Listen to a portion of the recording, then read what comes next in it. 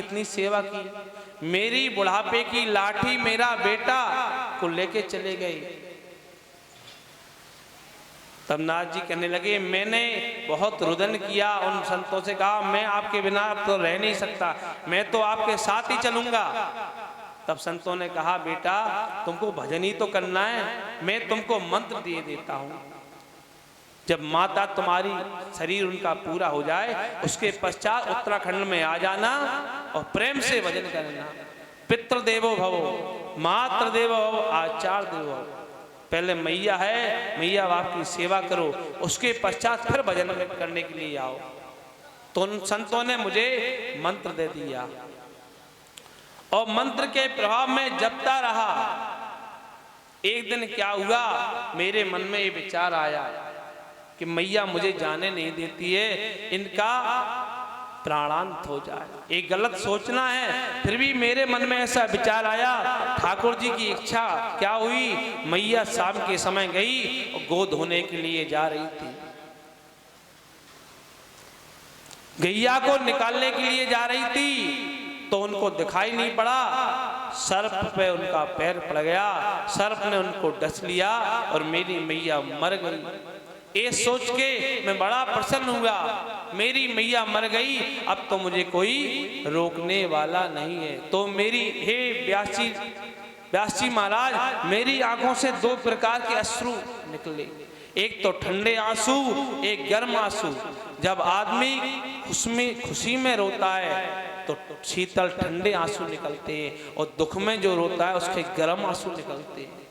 तो मुझे खुशी तो इकतबास की थी कि मेरी मैया जो रोकती थी, अब मुझे कोई रोकने वाला नहीं, मैं साधु के पास में जा सकता हूँ भजन करने के लिए।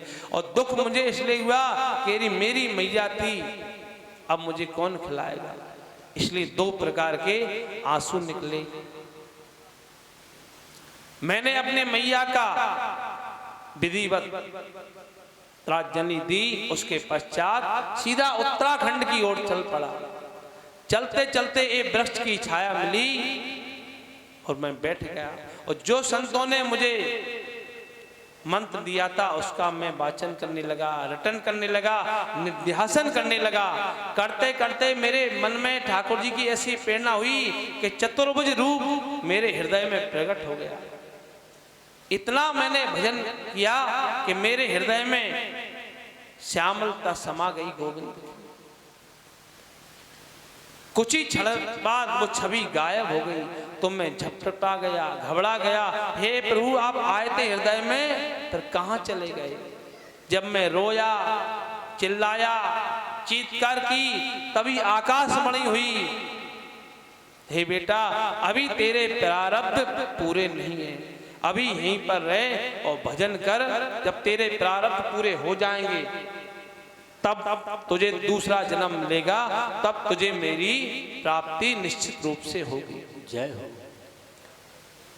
कुछ समय बाद महाप्रलय हो गई।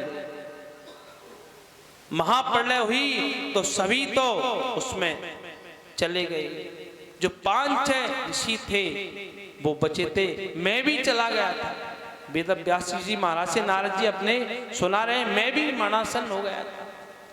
जो अगला जन्म हुआ तब ब्रह्मा जी की सृष्टि में मेरा जो अवतार हुआ, मानस पुत्र हुआ, और वही दासी पुत्र आज आपके सामने खड़ा है।